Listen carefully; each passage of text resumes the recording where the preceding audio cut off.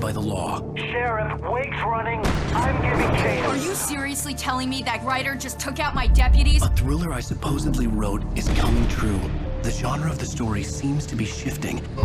It's turning into a horror story. I was told that Alice had been kidnapped, but that was a lie. We don't have his wife. We don't know where she is. Her purported kidnapper was eaten up by the dark presence before it attacked me.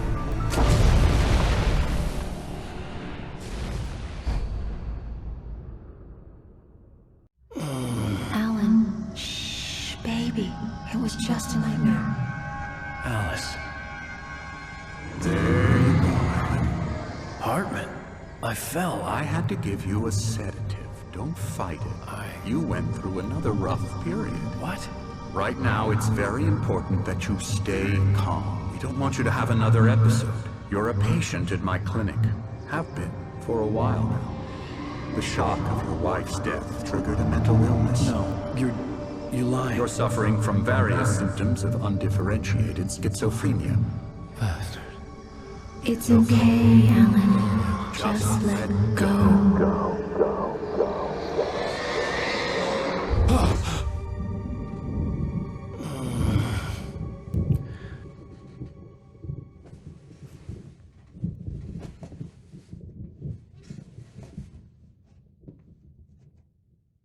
I felt groggy. Whatever Hartman had pumped in me was making me numb. As far as the bad guys go, Dr. Hartman isn't the main villain here, but he's probably a little more interesting than the Dark Presence. He's a very smart guy, and he knows a lot about the Dark Presence and Cauldron Lake in general. He kind of presents himself as a pop psychologist to the stars, but that's kind of a ruse. He just wants creative people in so he can exploit them. With Wake, of course, he resorted to a little more drastic measures.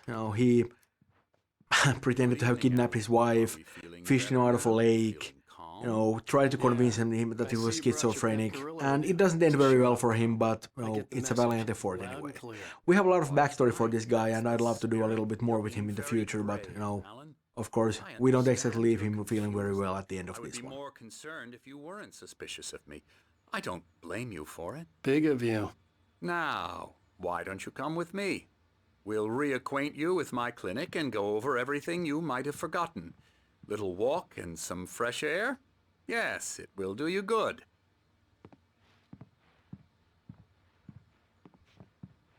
This corridor is for patients. Most of them aren't here right now. Jack took them out for a fishing trip, except for the ones who are particularly vulnerable, of course.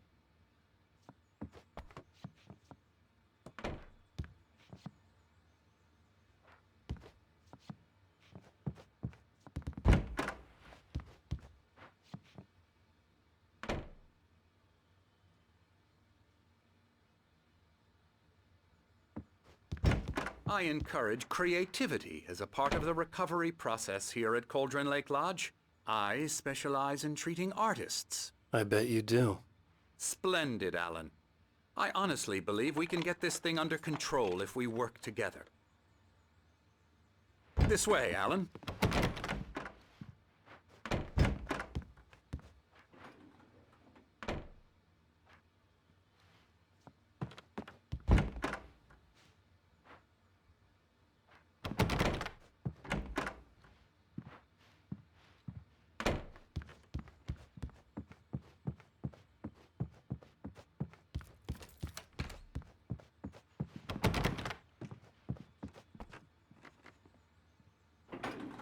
Now, Alan, from past experience with you, I know I need to get right into the heart of the matter as quickly as I can after an episode.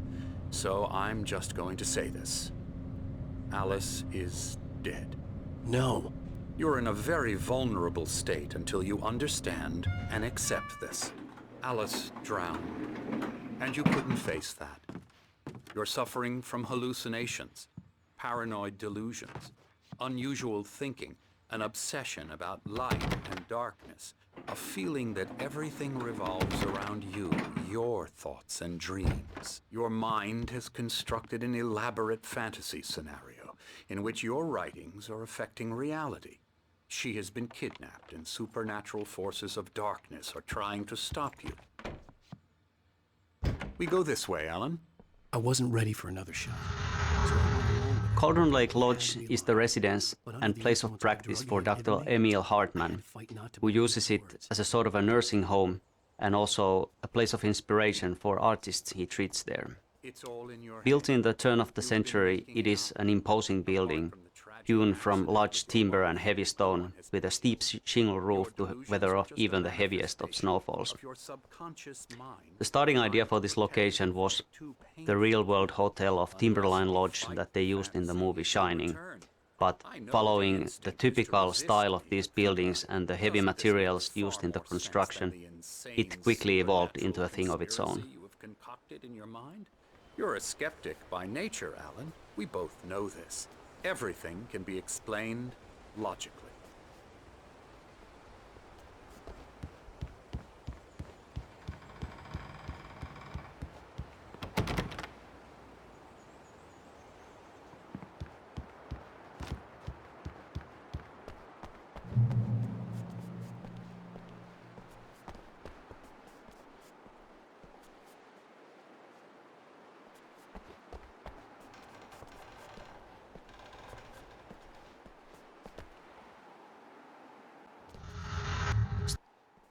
Story-wise, the most important location in the game, Cauldron Lake, is inspired by the real-world location of Crater Lake in Oregon.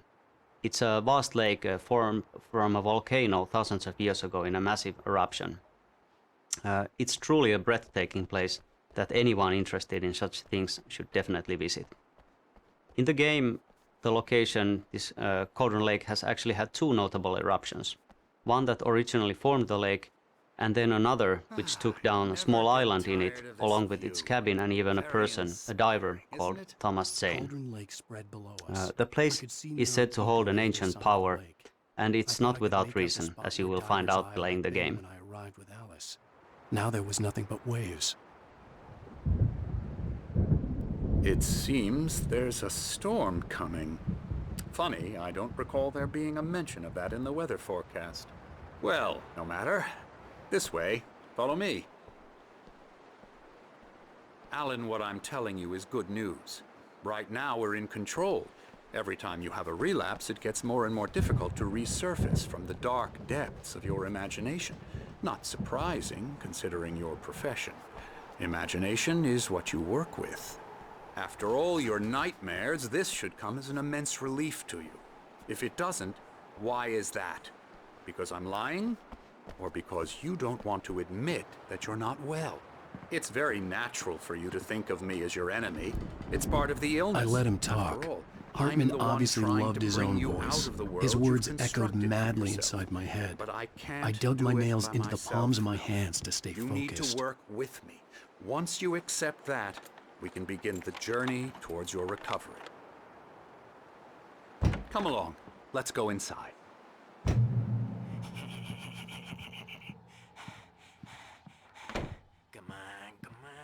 Here's the entrance to the office wing. That's for staff only. You were impressed by my trophies when you first arrived here. I do love to hunt. The great outdoors, man versus nature. It's wonderful stuff. Pretty damn wonderful, yeah.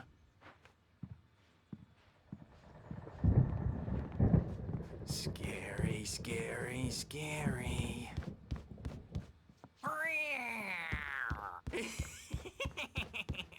Emerson. Hartman had mentioned that the power had been acting up. Maybe that was the reason for the generator and the work light on the balcony. The generator hadn't been activated, and there was no key. You don't want to run into me in the night, that's for sure. Please, Emerson. Mr. Wake is confused enough as it is. Yeah, you'd like me to go away so you won't be scared. But you can't just decide what kind of dream you have or when you have it. Emerson.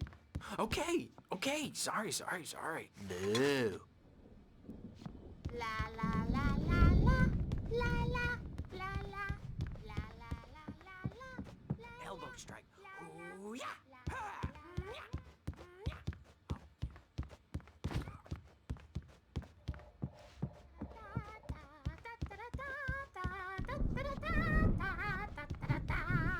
Alan, please, this way.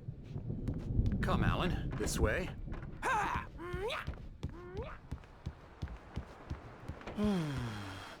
Oh, hello. I've painted you. Okay. I was just struck by inspiration a couple of days ago. Dr. Hartman wanted me to paint landscapes, and that's what I was doing. But now I've been doing these things, a lot of them. The images just keep coming. Dr. Hartman likes them. He has them in his office. Yeah? He's very proud of me. He says I'm getting much better. I think I'm getting better.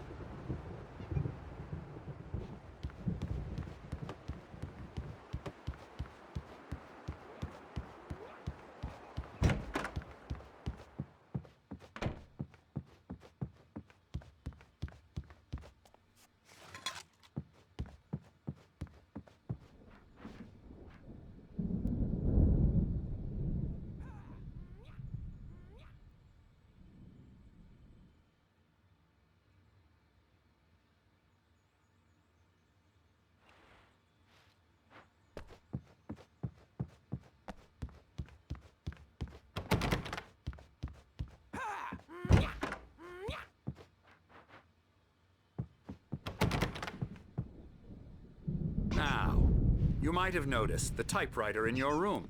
You've been writing as a part of the therapy. As soon as you feel up to it, you should continue.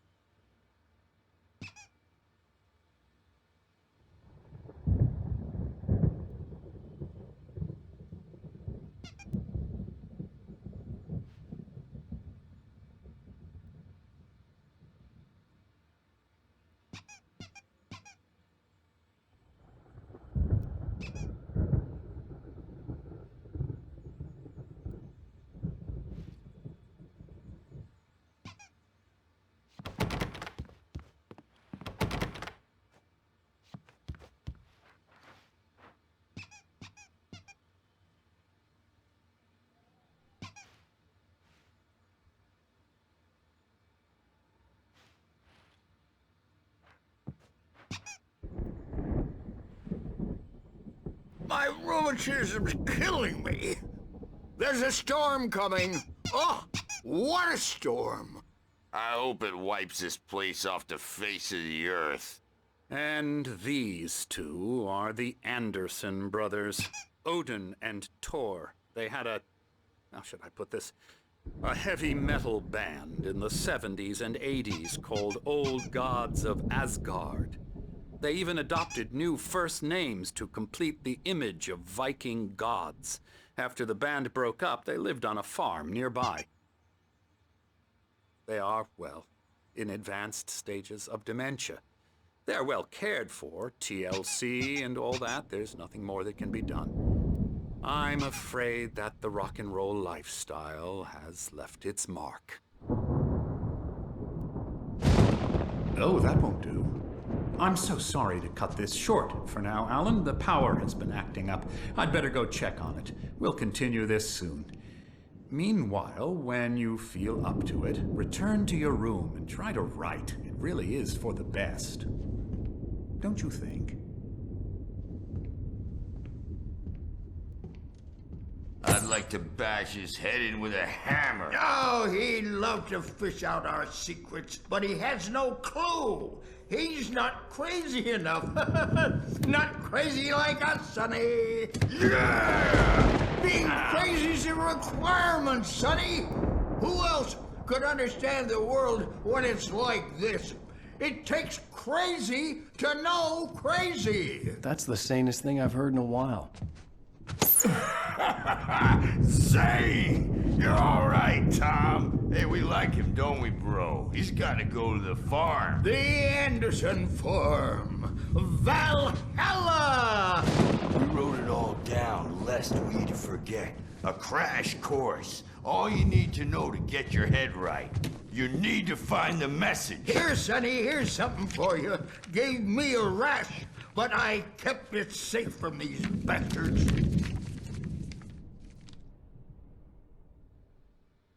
My head was clearing up. Or according to Hartman, I was sinking back into the fantasy. I was convinced he was lying to me about everything. Crazy or not, the Andersons made more sense.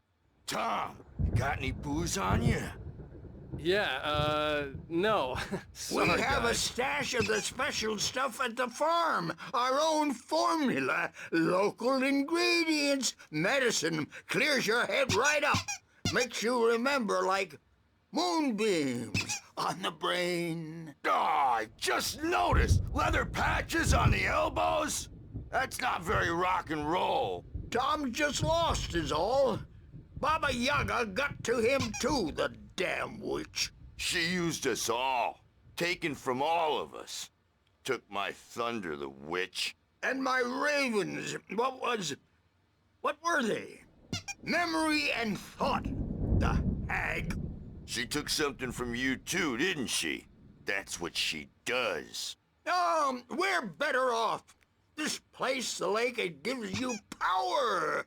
If you're a creator, an artist...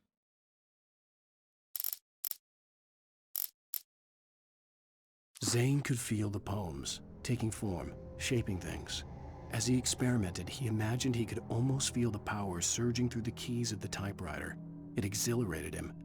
But there was fear, too. If not for his young assistant Emil, he would have given it up. But Emil convinced him otherwise. He too had a way with words. God. Nightmare shifted in their sleep in the darkness of the lake. Yeah, that's the one. She makes sure it comes out twisted and wrong. Just ask the lamp lady. She knows what happened to that other writer. She's been using you, boy, and you let her. You went and opened the door for her, didn't you? Now, it was already open a crack. And whose fault is that?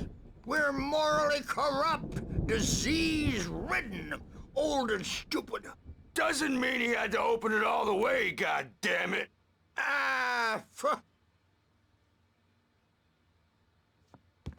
So tired. Built the farm close to the lake, a place of power.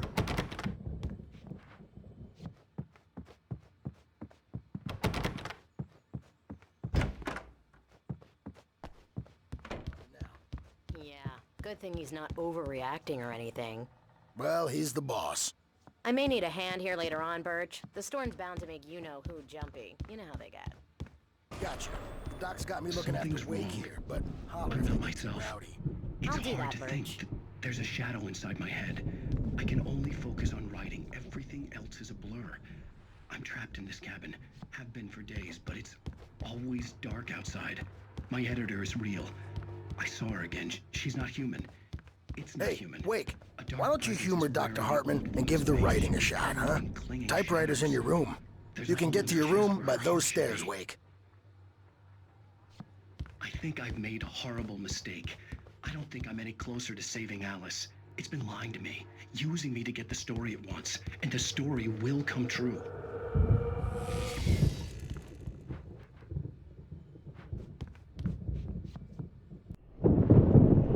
The white glare of the blank page in front of me hurt my eyes. My hands began to shake uncontrollably. Everybody, calm down. Put that down. Bert, I need help. Hey, Wake, you stay here. I'm gonna go see what's up. You just keep doing what you're doing. Be cool, okay?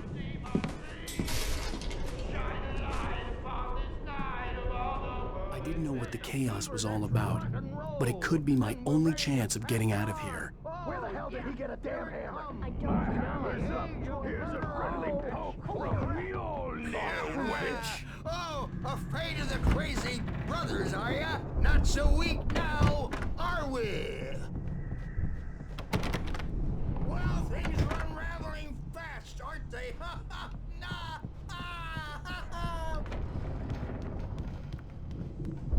It's my storm. I'm taking it. Sinclair looked bad. That wasn't a love tap.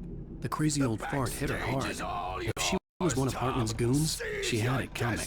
I could get the key to the office wing from Sinclair. I had to get to Hartman's office. He had taken all my manuscript pages. That's where he'd been keeping them. Pay the piper! Maybe you could come out and beat our wrinkled, adult, diapered asses for once, since you're so tough, Bert.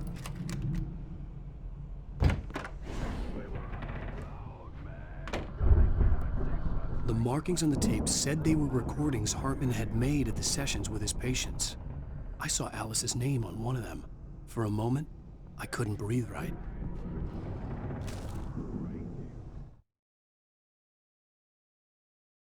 Hartman wasn't happy.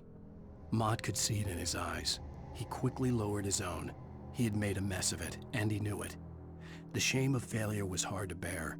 He hadn't expected Wake to say he needed more time. And he blurted out 2 days, less than Wake had asked for to show him who was in charge. But that wasn't...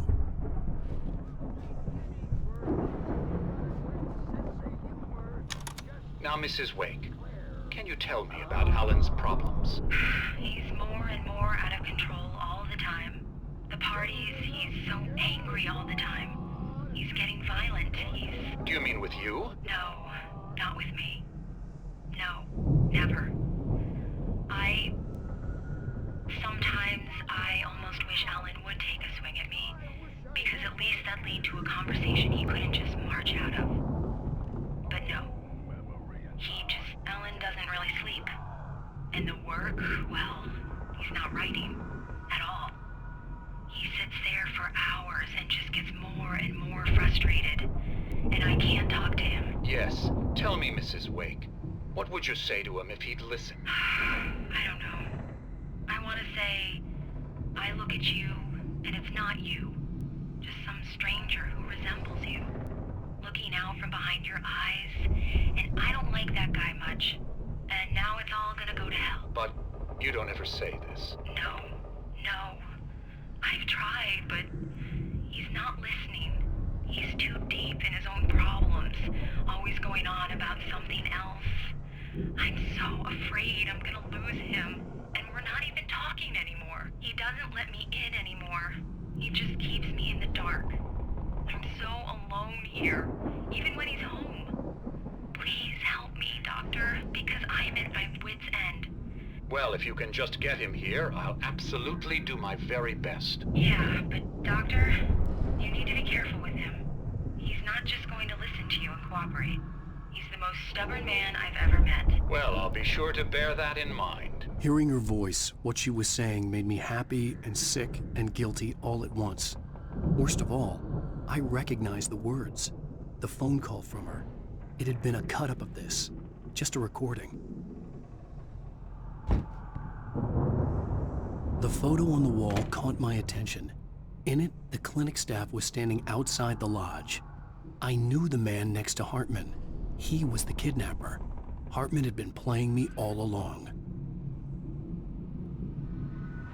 Let me out of here! Hartman, do you hear me?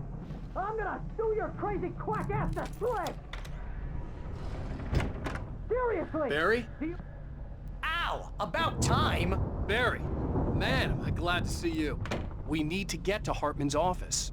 It's right next door. You okay? Yeah. I mean, no! The cops found me at Rose's trailer, but they didn't hassle me too much.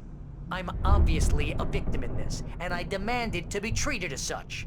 Or else I'd sue their asses.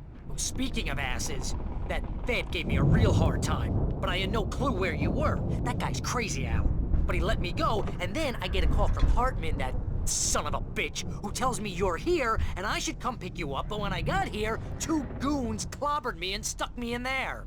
What's with the cutout? I stole it from the diner to piss off Rose after what she did to us. That'll teach her. Yeah, that's a harsh punishment. Come on, pal, we gotta get going.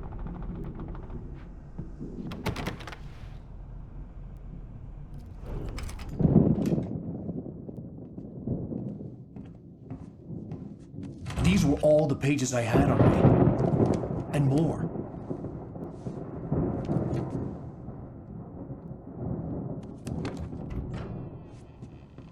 Alan, please. You're sliding back into the... Tell me one more lie and I'll shoot you in the face. Ah, well, it was worth a shot. Really, Wake, come on. Let's work together on this. You have no idea... Hartman, shut up! Barry, get out of here. I'll catch up with you. Get a car. Oh, Al, let's just... Go! Wake, listen to me. This is a mistake. Don't you see? Together we can create something absolutely wonderful. With your ability and mine.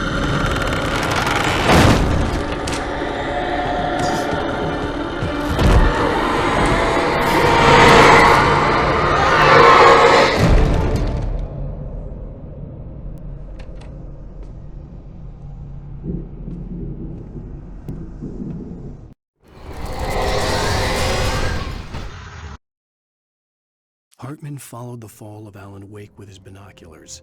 When the rider hit the water, he ordered Jack to take the boat to him. The spot was easy to see in the dark, even with all the extra lights in the boat. The flare floated and kept burning even in the water. Jack turned the radio louder as the engine sputtered. The music was rough and clanking, something the Anderson brothers would no doubt have enjoyed. The haunted house sequence went through a lot of iterations during development.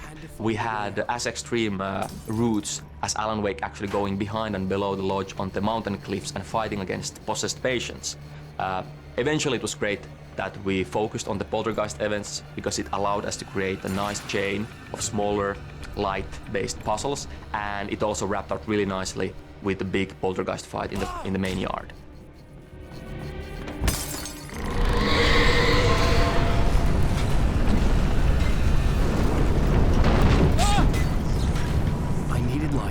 Possessed bookshelves out of my way.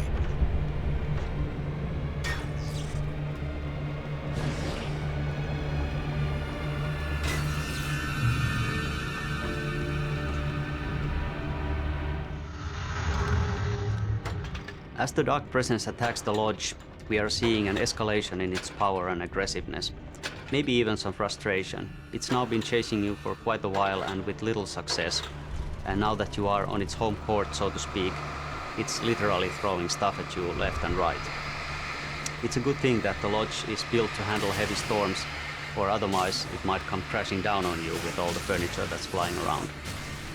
This scene is kinda like an action puzzle where you have to react to fast-changing conditions and find your way out of the building before it's too late.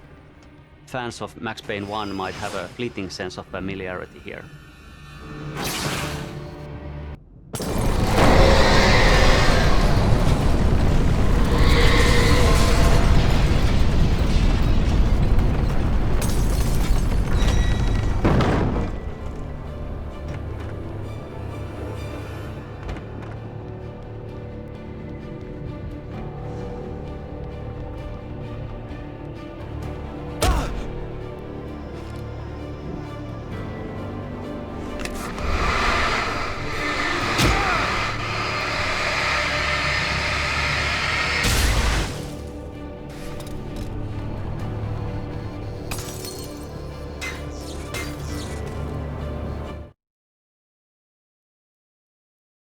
Hartman knew he was no creator.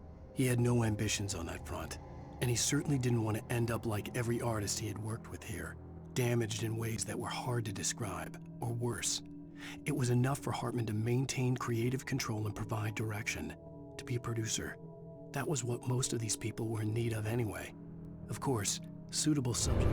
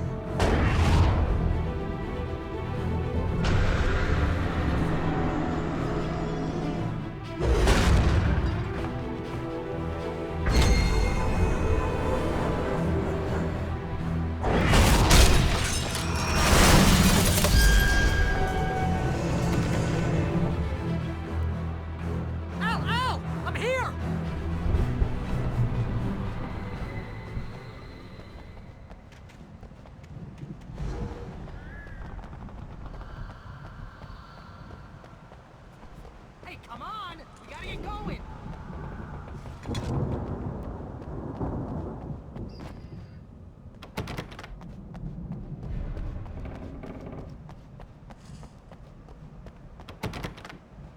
Al, I'm over here!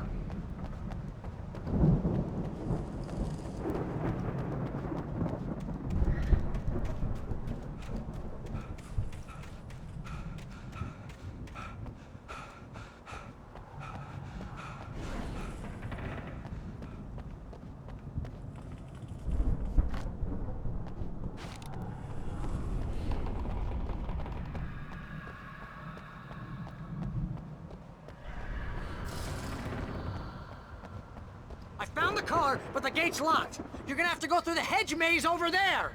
Barry, I don't have a light. Take this, Al. Oh, God! Look at the house, Al! Look out!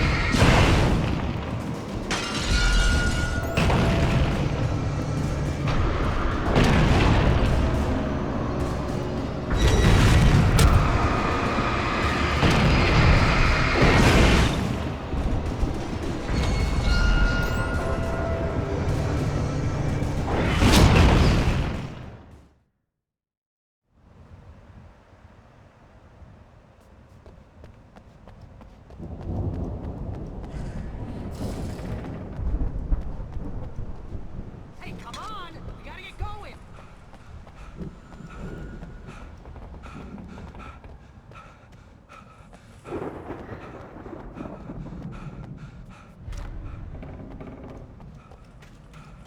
Al, I'm over here! I found the car, but the gate's locked. You're gonna have to go through the hedge maze over there. Barry, I don't have a light. Take this, Al! Oh, God! Look at the house, Al! Look out!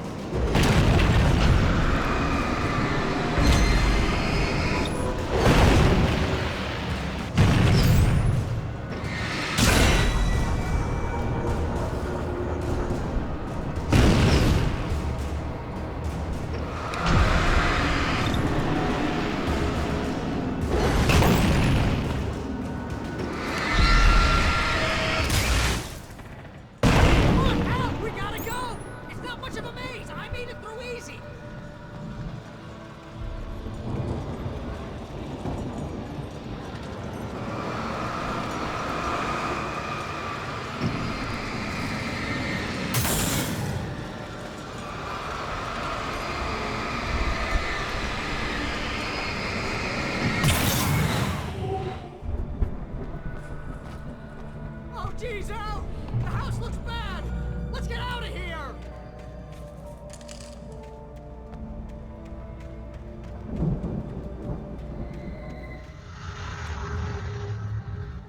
Originally, the hedge maze actually was a circular shape. It looked great from the aerial shots, and everything was pretty good as long as you actually didn't go in there.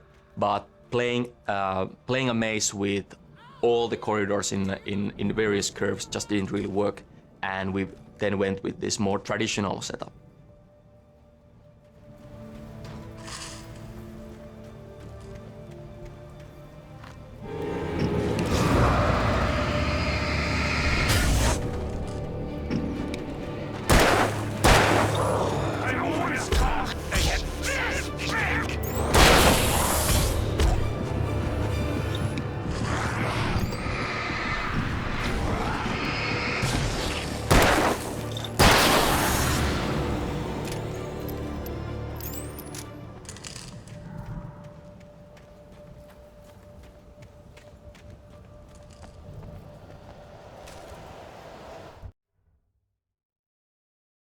I stared at the Viking paraphernalia that littered the area, surrounding an unlikely centerpiece.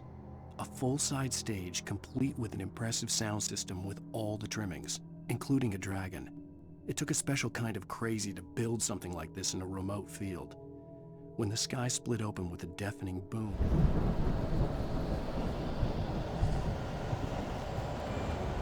Al, be careful! I can see them moving around! They're coming for you!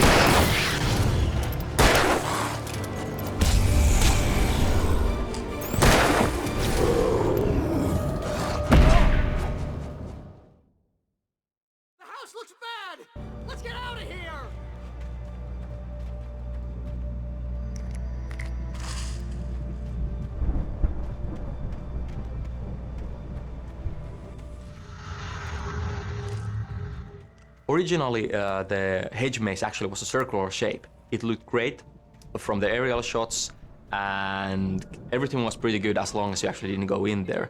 But playing a maze with all the corridors in various curves just didn't really work, and we then went with this more traditional setup.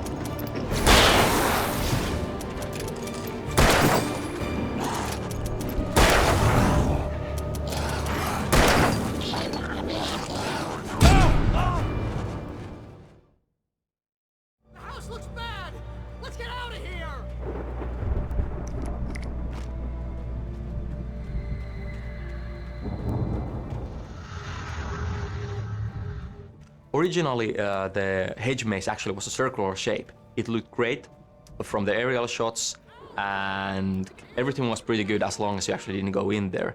But playing a maze with all the corridors in various curves just didn't really work, and we then went with this more traditional setup.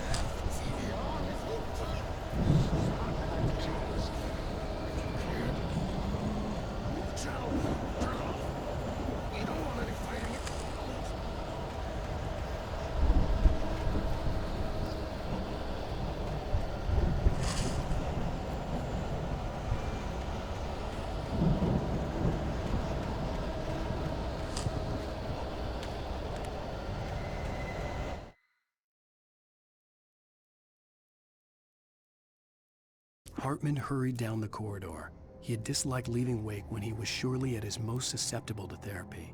But this was not an ordinary storm. Wake had been writing, and he had woken something up in the depths of the lake. Now, it was coming for him. Hartman had naturally prepared for a situation like this.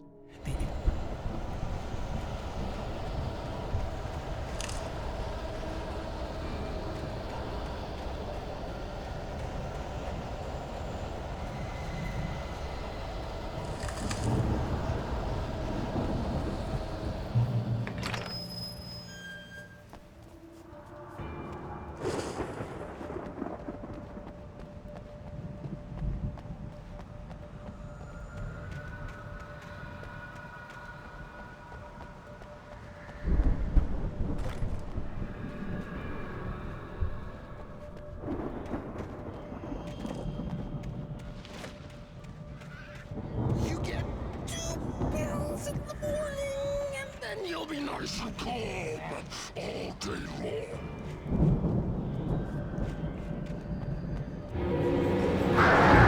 You get 3 pills in the evening, and then you sleep.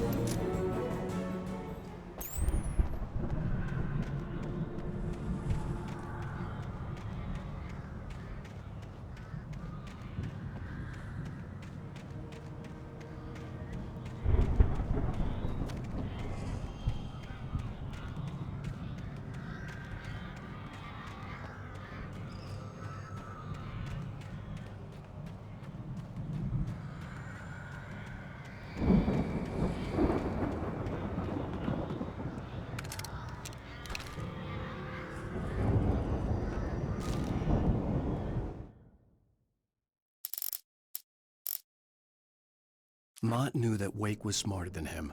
Wake had more money, a beautiful wife, everything. And Hartman said Wake was important. That made him better than Mott. But Mott was calling the shots now.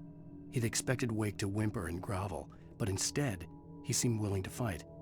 Mott knew he'd gotten under Wake's skin. If only Mott actually had his wife. The thought made him shiver.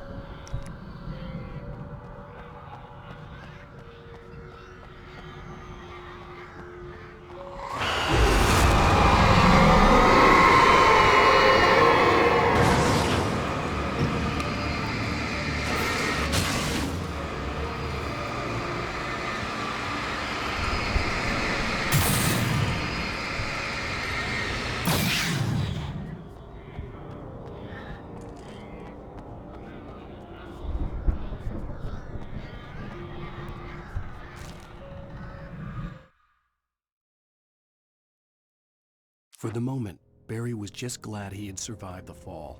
He had been separated from Al, and there was no easy way to climb back up. He told himself he'd be okay in the gloomy forest at night. He would just have to wait for a while for Al to find his way down. Barry turned when he heard the heavy footsteps and saw the movement. The man-shaped shadow lunged at him from the bushes, an axe held high. Barry screamed and threw up his hand.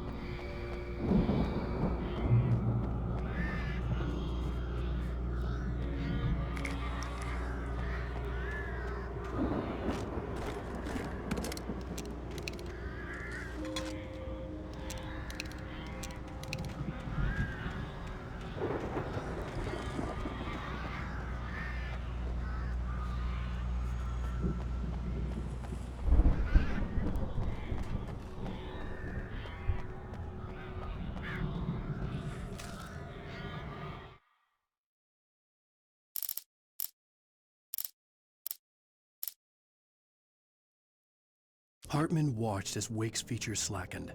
The man was bullheaded, no doubt. Even lying on the bed, he'd almost broken Hartman's nose the second time. But with a little time, he could break Wake down, give him proper direction. Wake was easily the most promising subject he had had. Well, since Tom, really. "Sleep well, Alan," Hartman whispered with a smile. "Let me take care of you."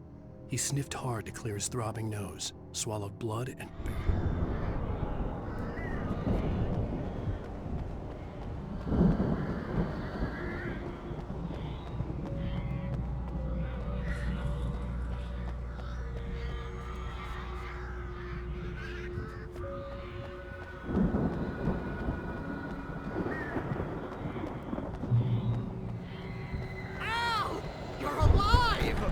Let's get out of here. Can you open this gate? Maybe. Barry. Well, I slammed it shut when the nasty showed up, and the key fits kind of loose in the lock, so, Barry! I'll find it! Don't worry about it!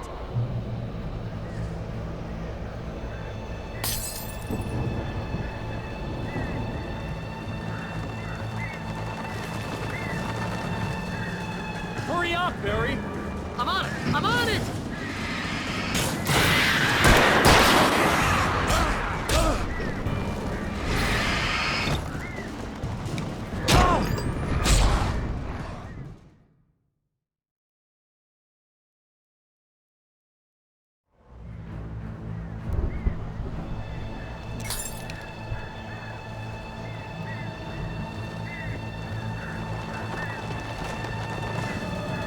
Hurry up, Barry! I'm on it! I'm on it!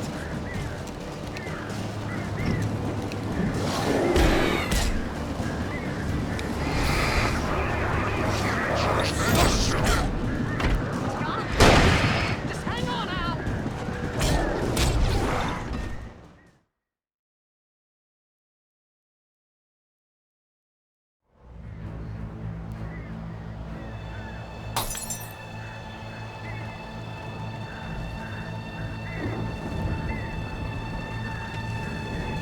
Hurry up, Barry!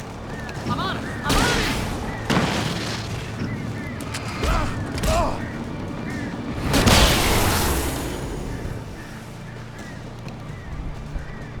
It's gotta be here!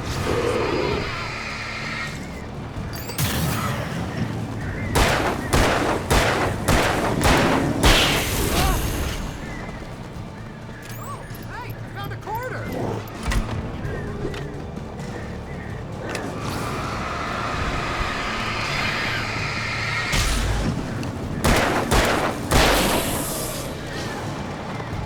I found it! I found it! Ah, no, wait, that's a twig! Ah! Here it is! Al, I found the key!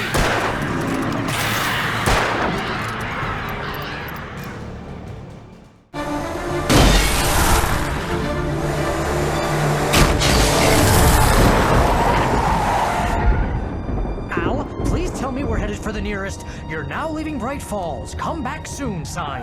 We're going to the Anderson farm. I knew you were gonna say something like that. You know what? You owe me big time for this. When this is through, if we make it, I don't care what anybody says, I'm done with darkness. You're gonna buy me a tanning bed as a gift, and I'm gonna live in it.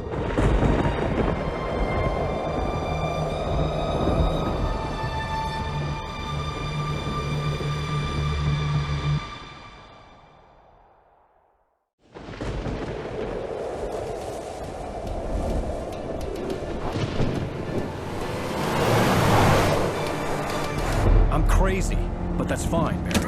Oh, you got that right, Al. You're barking mad. You are by far the craziest... But maybe that's inevitable when you deal with crazy stuff like this. It helps. This is happening, Barry. Alice, they never had Alice. She's trapped in the darkness at the bottom of the lake, but she's not dead. Al, how can you know that? I know, Barry. I can... Al, No, listen. I can bring her back. I can find her. There's something special about this place. The lake, it does something to the works of art created here. It makes them come true. But there's a catch. The dark presence, whatever that thing is, twists it to its own ends. That's why all of this is happening. It's using my manuscript to take over everything. Al, I believe you. It happened to Thomas Zane before, it happened to the Andersons. I believe you. Crazy or not, you're not delusional. Weird shit's going down. That's a fact. I'm on board, man. I'm with you. The Andersons knew about it, but they were too far gone to tell me with all the drugs they were on. But they wrote it down. There's a message somewhere at their farm, Barry. You just need to find it. Look out!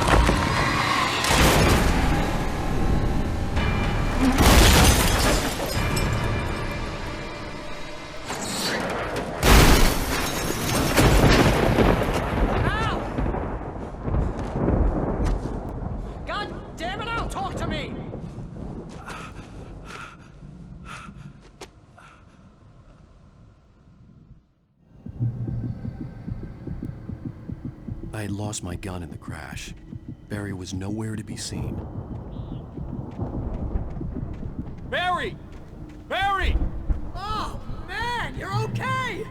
Jeez, it's good to hear your voice! Here we have, once again, a twist to the gameplay. We actually take away the light, the main tool of the player. The point of this scene is to demonstrate how utterly helpless Wake is without his light against the forces of darkness. There really isn't any other option here but to run or die. Ah! Al! There's something moving down here! Barry, it's a taken! Use a flare, Barry! Yeah! Barry, are you alright? I'm good, Al! I'm great! Guess I never messed with anyone from New York City before, huh? This area is the Anderson farm. In the game we have these two goofy guys called the Anderson brothers. They used to live here, but with time they have gone a bit funny in the head, and now they spend most of their time at Hartman's clinic, although they do wander off all the time. Yeah, they were in a band called the Old Gods of Asgard, and they actually pretended to be Nordic gods. And that whole rock and roll lifestyle thing was just a little bit too much for them. And it probably didn't help that they actually made their moonshine with water from the Cauldron Lake. These guys are nuts. Yeah, but this is a really cool location. It used to be an ordinary farm, but as these guys led their rock and roll lifestyle, they made it into their own image, and they built this stage in the middle of the cornfield and even decorated the farmhouse with Viking imagery. They had some serious parties here. This whole Viking thing was like a lifestyle for them, and in the end they started to believe in their own characters. Unfortunately, it went a bit too far, and they woke up the Dark Presence with their music. Yeah, this all took place not long after Zane had managed to put the Dark Prince down in the first place, and the Dark Prince really messed with their heads, and that's another reason why they're so crazy. And eventually they managed to put it back down, but unfortunately they didn't really do a very good job of it. And I guess that's good, because if they had, then we wouldn't be having the story here at all. That's true.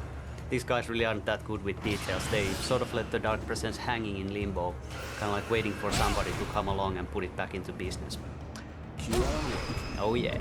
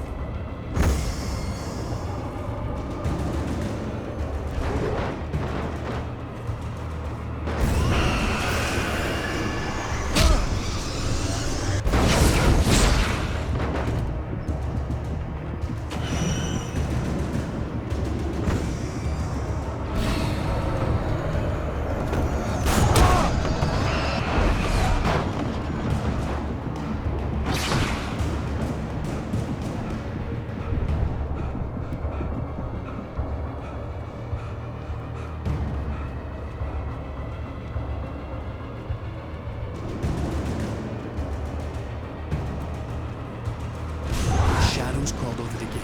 I needed a light to destroy them to get through.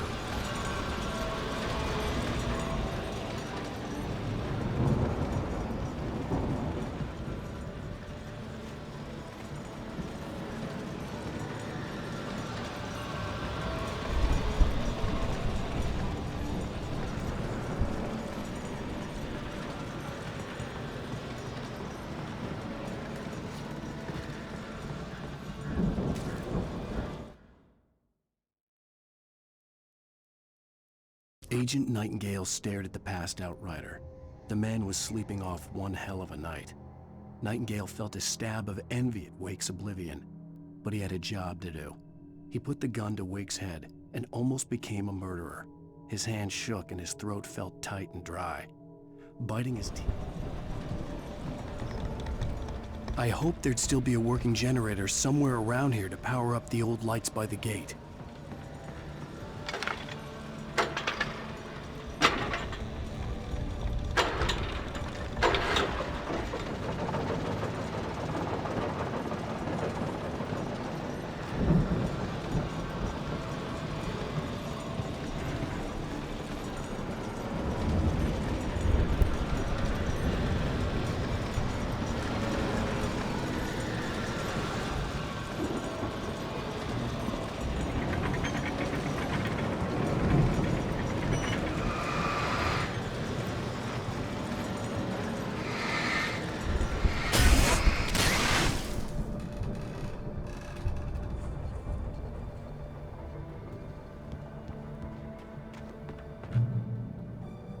I could sense the movement in the woods ahead. And here the player gets the light back, back to basics. A good boost, as you know, blinds the enemies and slows them down, and that's the only way to survive through this situation. You still need a weapon to be able to defeat them, so the only option is to continue running.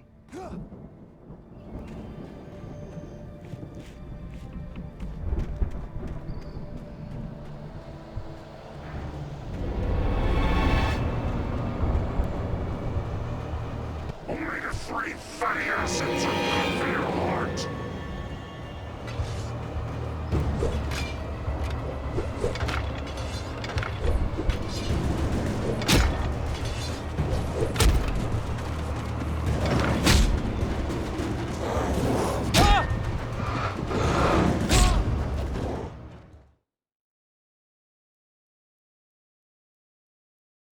I could sense the movement in the woods ahead. And here the player gets the light back, back to basics. A good boost, as you know, blinds the enemies and slows them down, and that's the only way to survive through this situation. You still need a weapon to be able to defeat them, so the only option is to continue running. Only the 3 fatty acids are good for your heart.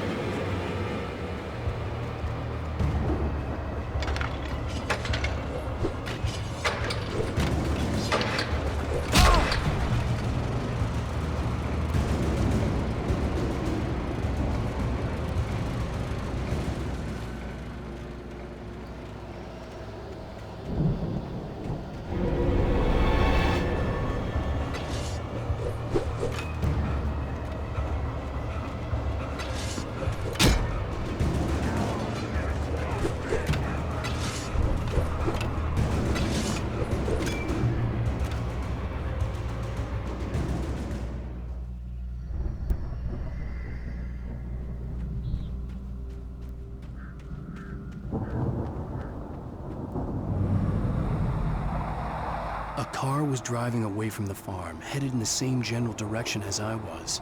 For all I knew, it was Barry, caught in the consequences of leaping before looking.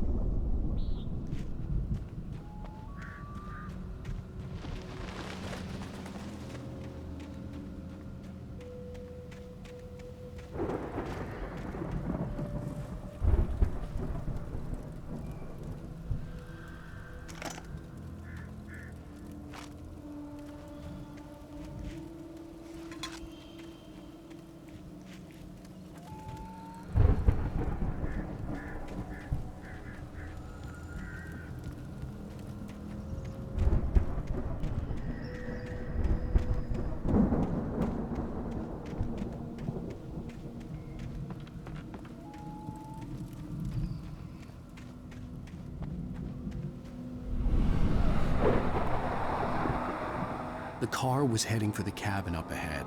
It wasn't far. If it was Barry, I would see the damage soon.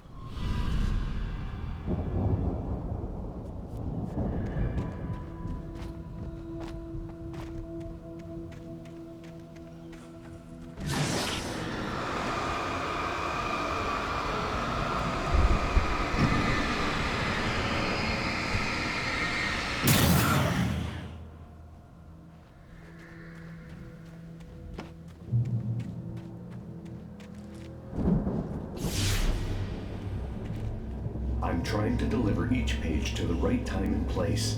I'm trying to show you how the story goes. I had seen glimpses of the light before. I had seen it in my dream. It was a strange spaceman or... The dark presence followed the choreography laid out to it in the manuscript, growing stronger and stronger, moving like a storm from one scene of destruction to the next. But it was still bound to follow the story and chained to the dark place it came from. When the story reached the end it longed for, it was in a bulky suit. He was the one who'd been placing the pages on my path.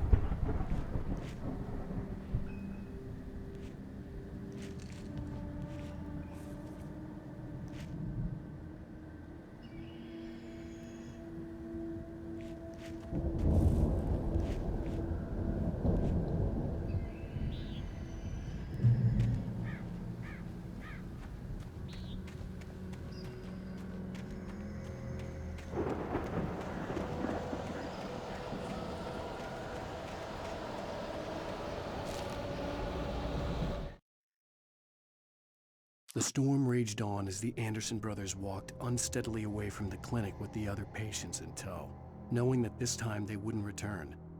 The darkness around them seethed with horrors, but Tor and Odin were unafraid. Their eyes glinted with guile. They knew every secret path, and there was blood on their hands. They had fought these shades before.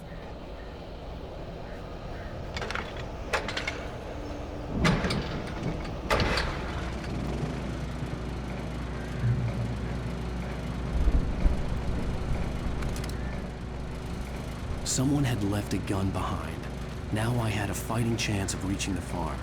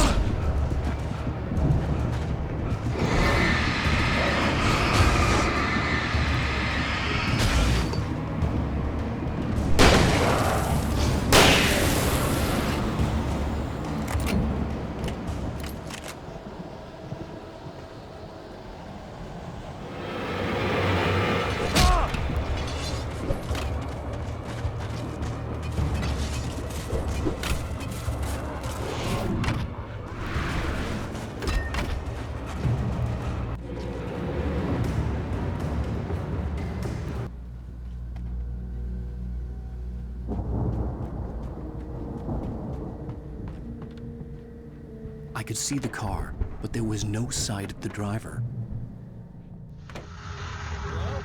The journey from the crashed car, the second one we have in the game, up to this hunting cabin has been fun to develop.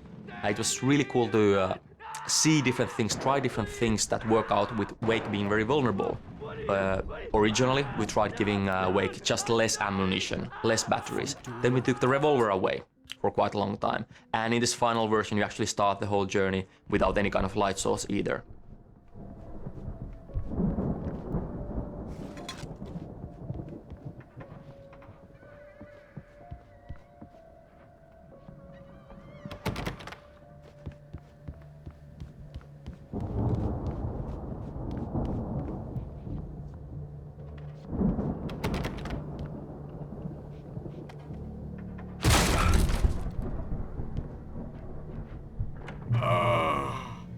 I know you. You were in jail the other day.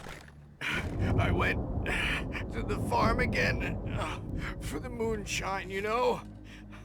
It makes you see. They're not gonna miss it. They're in the loony bin. But my buddy, Danny, I lost him. Something's gone wrong with him. It's not him. Like a real bad follow-up to a real good movie. The best friend's suddenly the bad guy. Who wrote this crap anyway?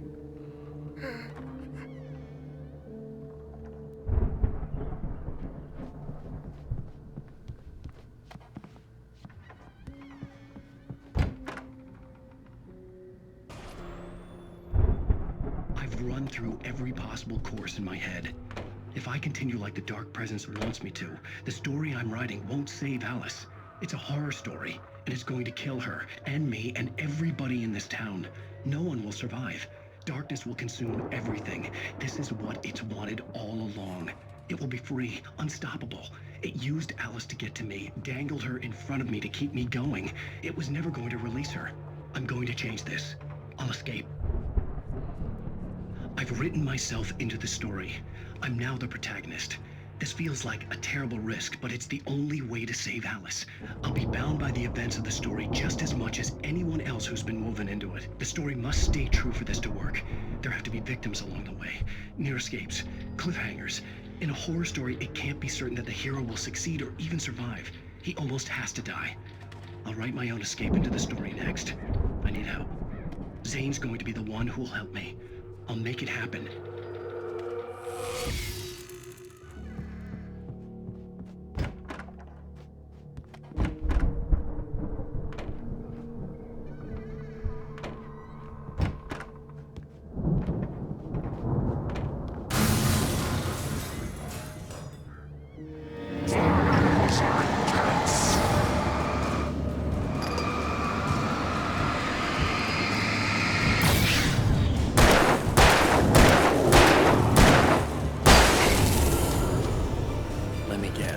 Danny, huh?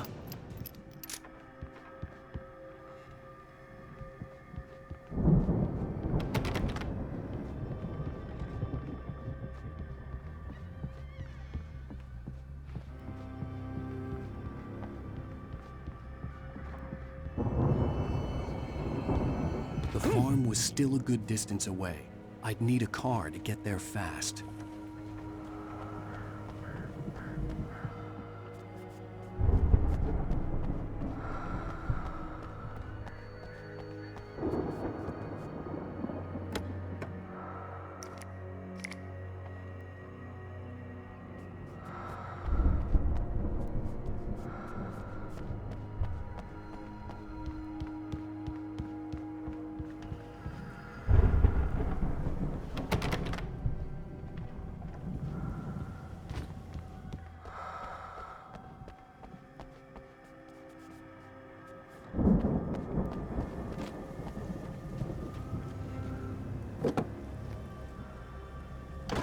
Barry wasn't up here, he was probably in trouble down at the farm. The farmlands area has been one of the most liked areas during early gameplay testing. I think the big element of this is that we have very many different gameplay types during this journey. We just had a very tightly planned, very tightly designed survival journey up to this hunting cabin, and then again now we give the player a car, we give a direction, and we give the player the chance to actually dictate his own pace for a while.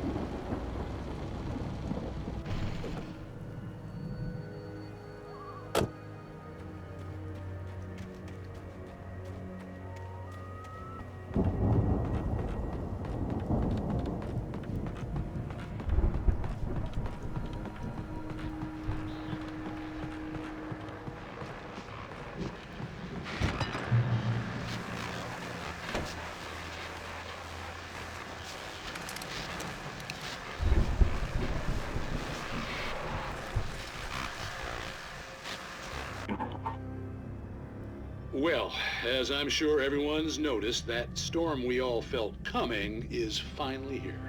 The boys at the Weather Service reckon it'll last until morning at the very least.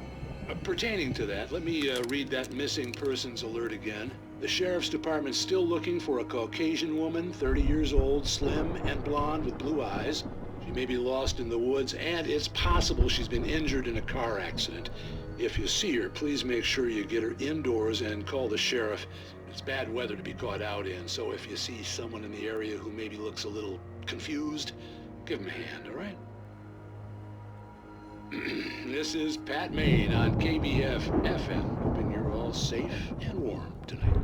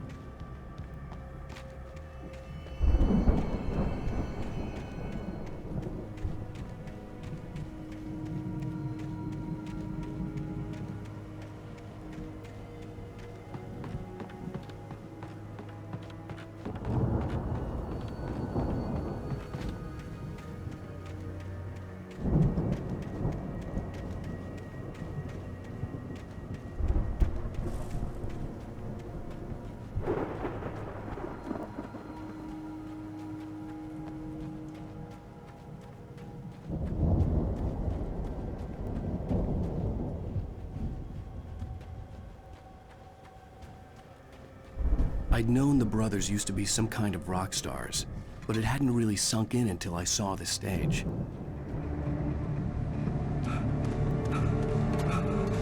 Ow! Run! Incoming!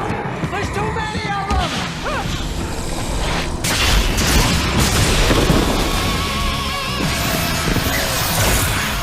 God damn!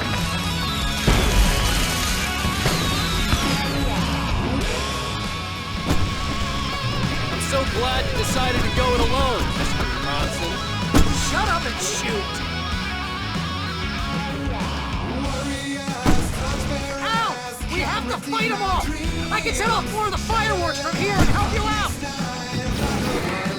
Hey, did you notice there's a lot of ammo and stuff around? This place is stocked!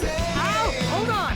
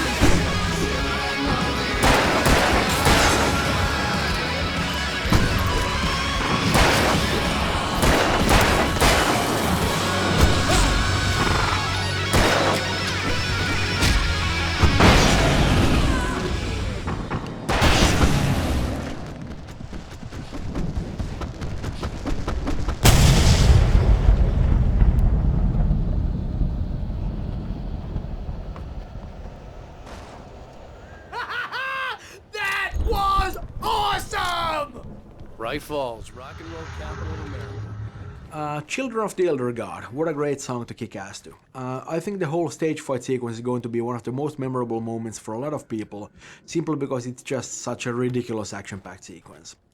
The music is actually by the band Poets of the Fall, who have a long history of collaboration with Remedy. We kind of wanted this to sound like 70s heavy rock, and I think they did a fantastic job of that, and from what I hear, they had a good time doing that too. They also did the other song that you hear a little bit later at the farmhouse, The Poet and the Muse, and that's of course more of a ballad, but you know, still a very nice song. The lyrics of both songs are actually based on poems by our lead writer Sam Lake.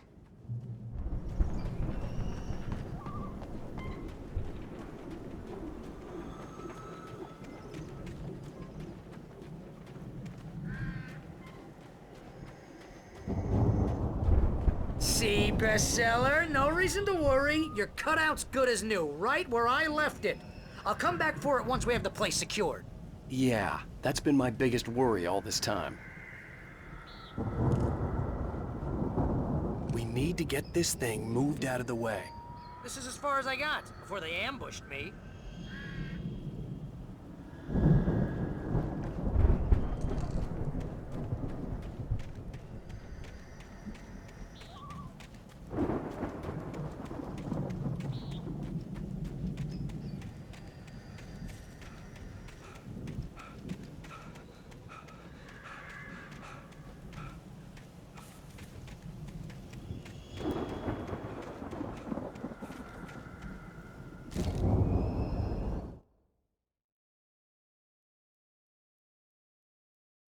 As the deputies hauled Wake and Wheeler away, Agent Nightingale eagerly examined the stack of papers Wake had been carrying.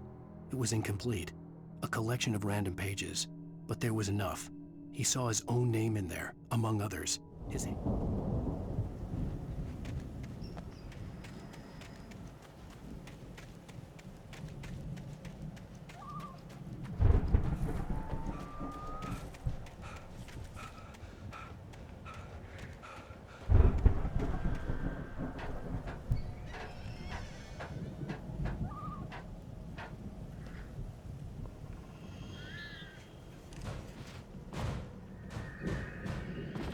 I think Alan Wake here has something to say. What's that, Al? Ooh, I'm Alan Wake. I'm always right about everything. And if I don't get my way, I'll sulk all day long. I'm always intense and moody. It makes me very attractive. Wow! You look at that thing, Al! They really went all out with this Viking crap, didn't they? Look at all this stuff! They must have done okay for themselves, so how come I never heard of these guys before? And this from the guy who learned about Ozzy Osbourne through reality TV? Sleep. We all spend a third of Oh, our Night dreams in Springs! its soft embrace, Man! somewhere Brings between back memories. fantasy and Hey, oblivion. remember when I got you that gig? But Your dreams first have a real way of writing forcing job. What got themselves you into started? waking life, Oh, is this one of or your vice episodes? versa. In Night Springs. Tonight's episode, The Dream of Dreams. That's by someone else. We join Mr. Jones as he explores the endless dreamscape, only to be brought to a sudden stop by a decidedly mundane situation. A long line of people. Hey, Jones, right? Listen, we're gonna have to wait until His Highness over there is good and ready. Oh, wow. Who's that? You don't know him? What are you, new? He's the guy dreaming us. Well, not just us. He dreams everything. All of this. But wait, no. I'm the one who's dreaming. I'm asleep. Isn't this my dream? Oh, yeah. Sure. Get real, pal. You're just another dream. I'm a dream. You're a dream. The weirdo in the diving suit is a dream. And the girl made of smiles and sunshine is definitely a dream. But I'm pretty sure I'm dreaming this. Well, maybe you're a really confused dream. What am I, a shrink? All I know is I'm going with the smart guys, and they say that's the guy doing the dreaming. Right there. I don't know what that means. It means we keep him happy. No sudden falls. We make sure he has his clothes on when he goes out in public. No chases where the monster is nipping at his heels and he runs like crazy, but his legs don't seem to get him anywhere. None of that. Because if he wakes up in a cold sweat... Yeah, precisely. So we wait till he wants to move on. Keep things nice and calm. Hey, something's happening here. Yeah? What's that? What? Can't you hear that? Oh, God help us, it's an alarm clock. Oh, it's you, isn't it? Please, man, I got a wife and kids. Please don't wait.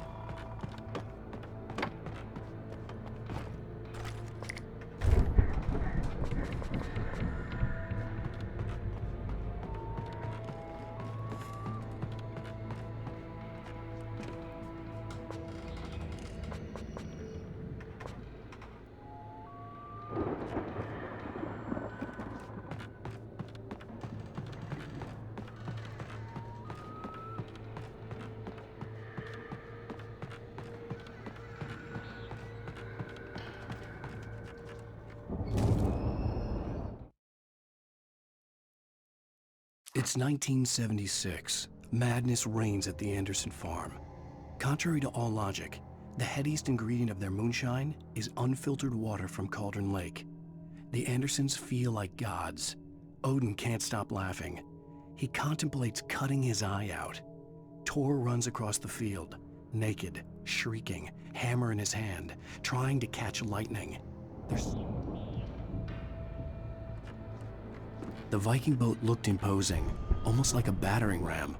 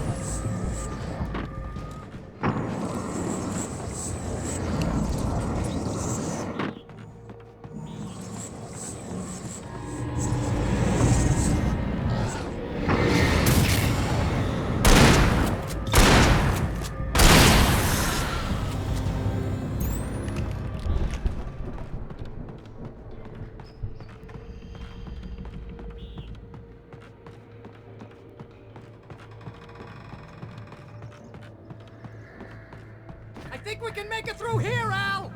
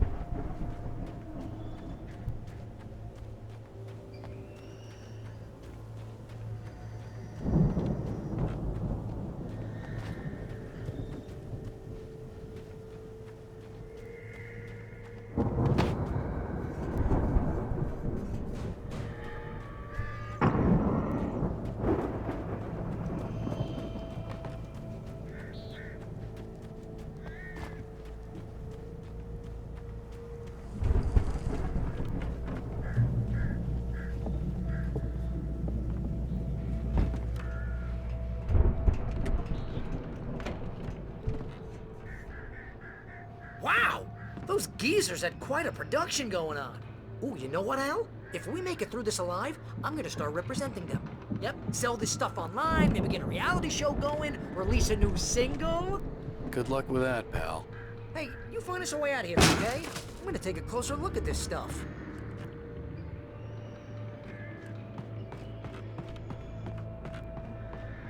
Be careful, Al!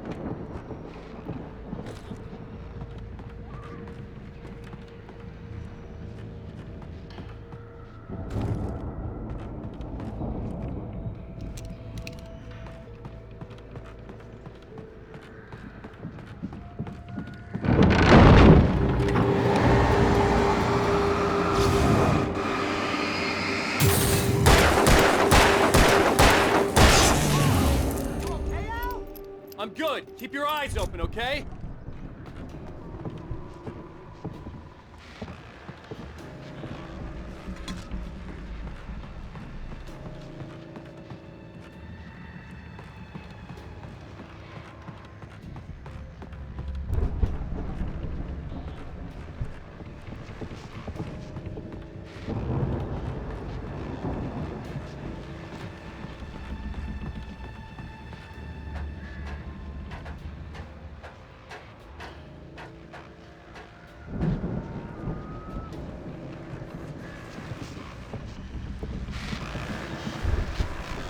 As you regular listeners know, I tend to work through the night, but I'm not the only one. Deputies Mulligan and Thornton are taking a couple of moments off their busy schedule to join me here in the studio. Boys, how busy are you now? Deerfest is almost here, isn't it? I bet that keeps you in business. Pretty busy, yeah. Actually, Pat, we've been real busy with other stuff, which concerns an ongoing investigation. We can't talk about that, Thornton. I wasn't gonna say anything. I was just saying we got, other irons to fry. And how would you compare your workload to last year's? Things have seemed relatively peaceful to me, but people do tend to get a little wild this time of year. Oh, it's wild, Pat. It's pretty wild. There's been all sorts of trouble this year. Vandalism, fighting, public disturbances. A lot of people gone missing, too. Yeah, it's pretty much the usual stuff, Pat. Just, a lot more of it.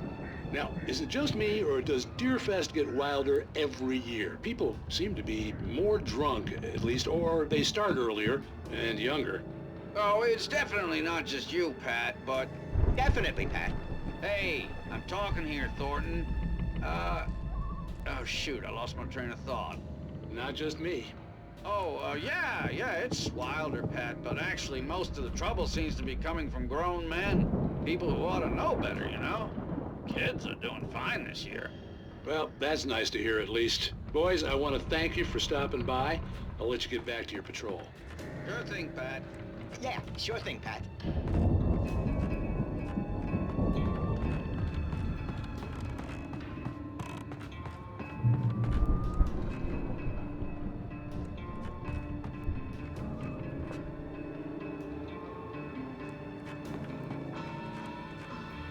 The elevator was dead.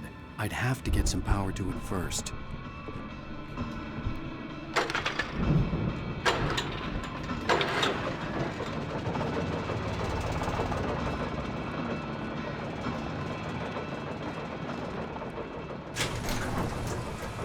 I could see the building that had to be the Andersons' home on the other side of the field. It wasn't far now. I wasn't worried about trusting the ramblings of two burned-out geriatric wrecks. They had the goods.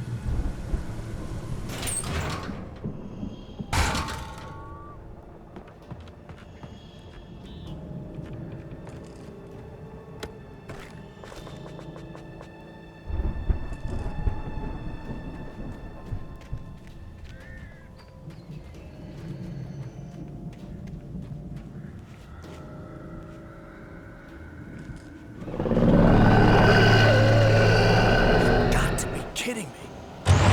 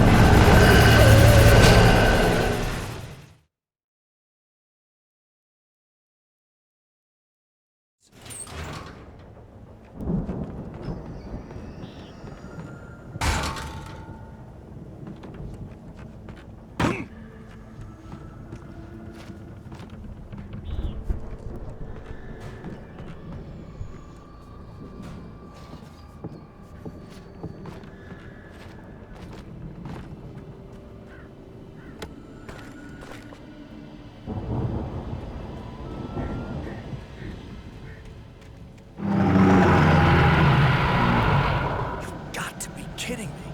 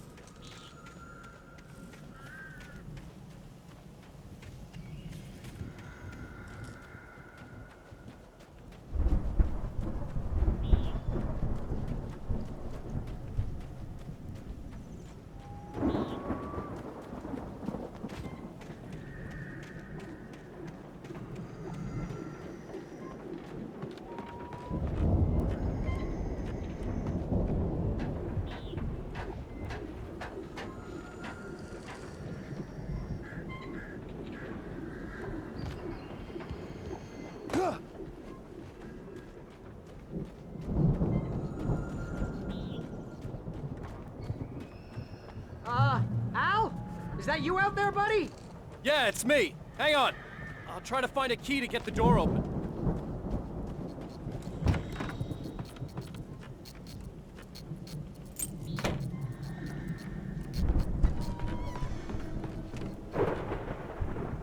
Hey, what's the holdup? Come on, this place is all dusty. You know I got my allergies.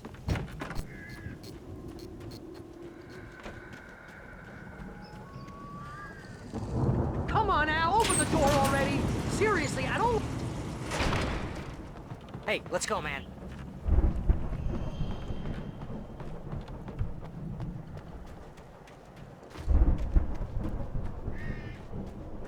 I think we're gonna have to work together to open this gate, Al. Looks pretty heavy. Ah! Hey, I think that's the farm on the other side of the field. We're almost there. This farm is a crazy place for crazy people. We should feel right at home then.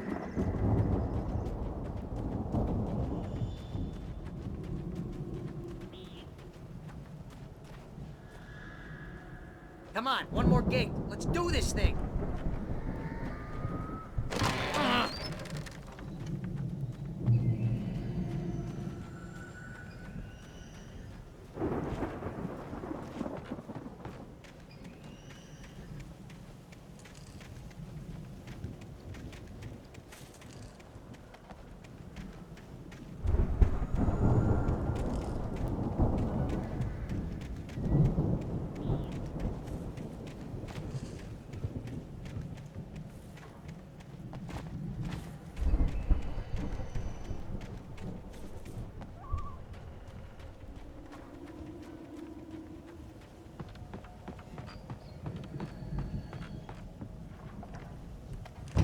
lights are out. Guess we better check the fuse box.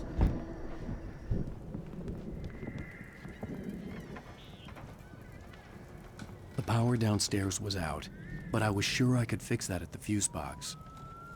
The power downstairs was out, but I was sure I could fix that at the fuse box.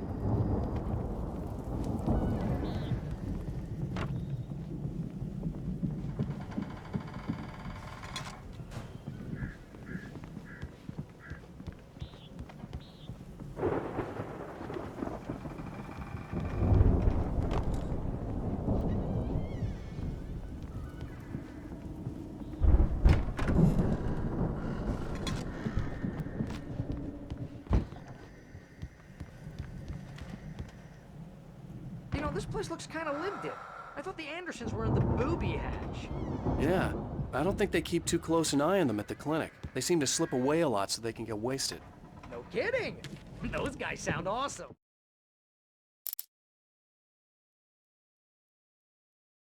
Again, Alice's screams rang in the stillness of the night. I saw myself run toward the cabin, flashlight in my hand.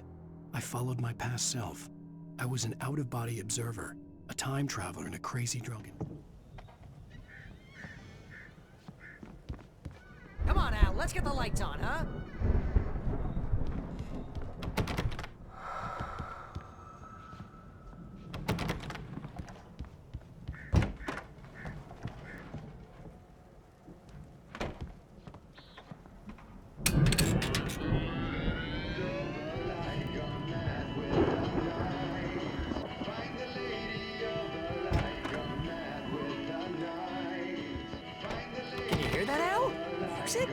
Of course. We need to find where it's coming from. That's the message the Andersons talked about. That's the whole reason we're here. Lady of the Light? Oh, that's gotta be... What's-her-face? The crazy lamp lady from the town. Cynthia Weaver. Right. Must be.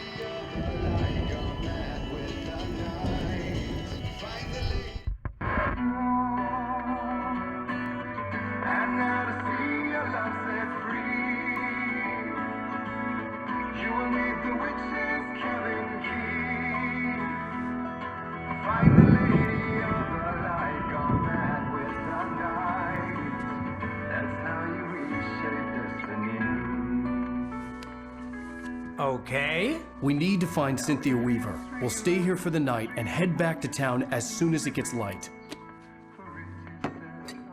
Hey, Al. Lots of hours before dawn.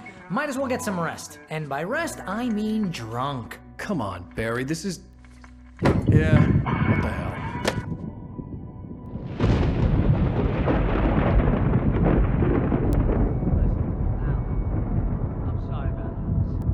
Seriously, because I know we don't get along, but we're gonna find her, right? And even though you're a crazy bastard, I'm gonna stick by you, no matter what, ever, Al. Sure, like a brother. I'm a writer, goddammit. Correct. If I just wanted to, I could write 10 books a year. And they'd be the best books that year. No, you couldn't. That's right, I couldn't. But I could, because I'm a writer. What?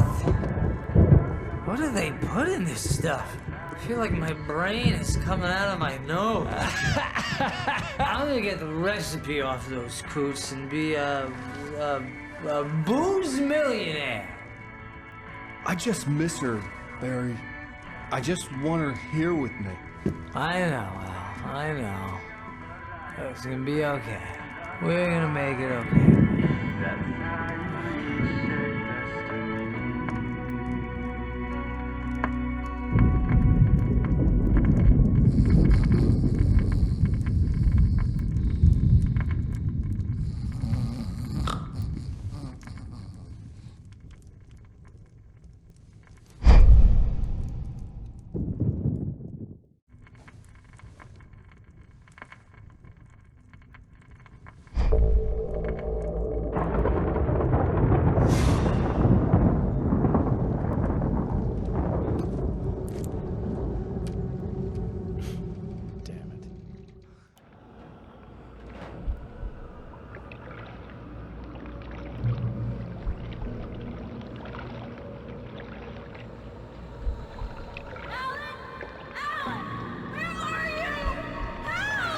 Alice, I'm coming!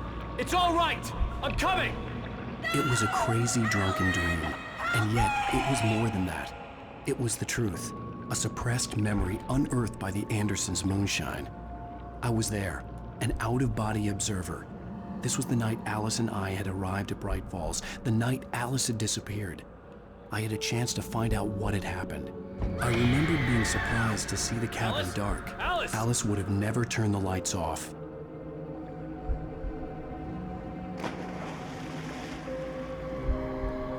I remembered thinking I caught a glimpse of her form underwater, sinking into the darkness. Diving after her was the last vague memory I had of that night. After that, the next thing I could remember was waking up behind the wheel of the crashed car and finding the first pages of the manuscript.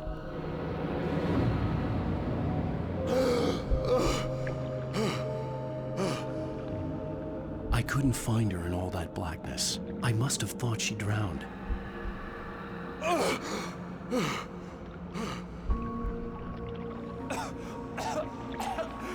Alice! Jagger had Alice, and so she had me. Alice!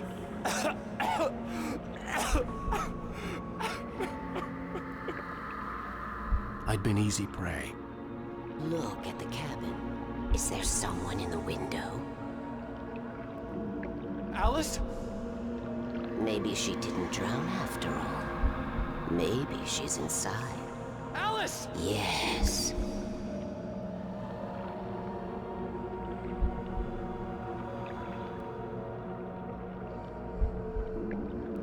The dark presence had touched me.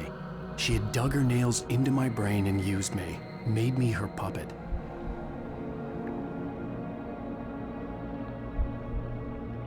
She must be here somewhere. Maybe upstairs in the study. Alice! Yes, that's where she is. You can apologize. Alice! You'll laugh at the whole thing together and put it behind you. Alice? She's not here. You were foolish to think so. No, she's dead. She drowned. No, no, no! It's your fault your wife is dead. You are guilty. All she wanted was to help you right. You killed her. Ah! Oh, hush. There's still hope. Cauldron Lake is a special place. Here, you have the power to change things. She wanted you to write. I will tell you what to do.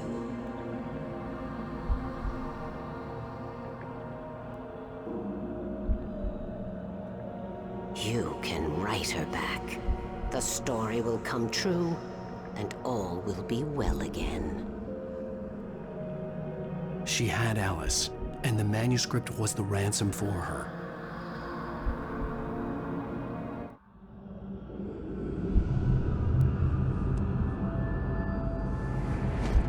Yes. All right. I'll fix it.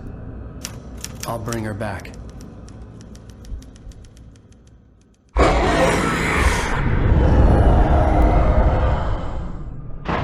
No.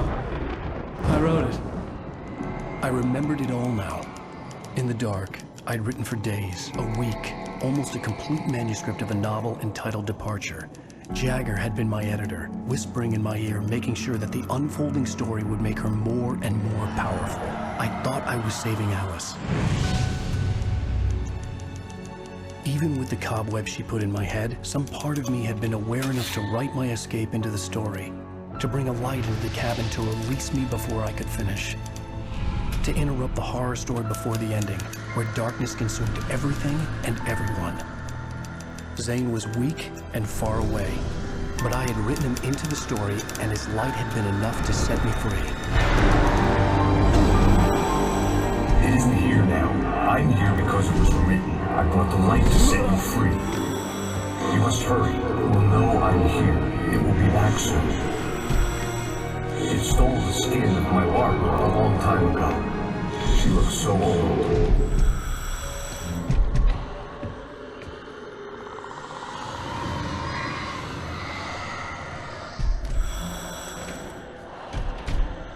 I had woken up, confused and groggy.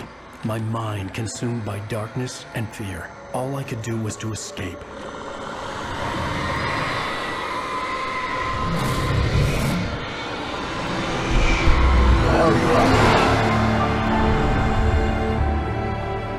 The week spent in the cabin had taken its toll.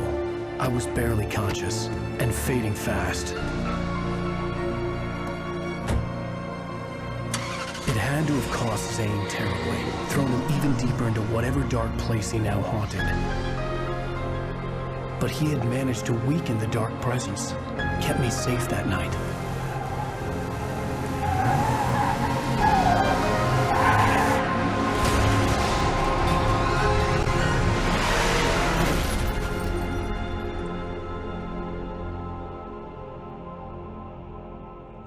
I wrote it. It's my fault. That's right, James Joyce. It's your fault, and you're gonna pay for it.